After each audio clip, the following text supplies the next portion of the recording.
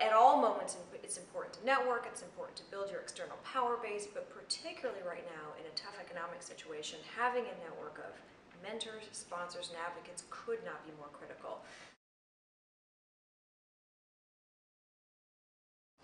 I think it's important to probably imagine two different ways of beginning the process of networking.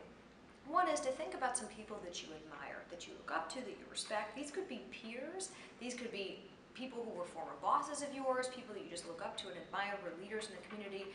And I would say just begin by reaching out to them and saying, in your busy life, do you have some time for a coffee sometime in the next few weeks?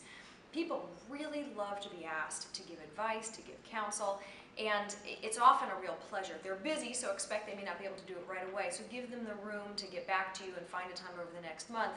But again, that's an immediate way to start. I think a question then to ask when you meet with them is there some network of people, is there some organization, is there some way that I should be thinking about connecting on a particular issue that I care about?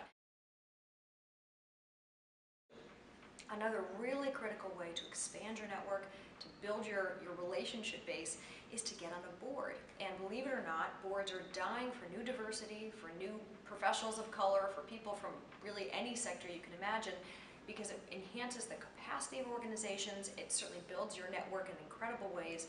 And there's all sorts of boards out there, some that are working on arts and culture, some that are working on financial literacy, anything that you care about, there's probably a number of organizations tackling that issue in your neighborhood. So that would be my second tip and recommendation. Look at the organizations in your community that are doing interesting work and do something as simple as contact the executive director.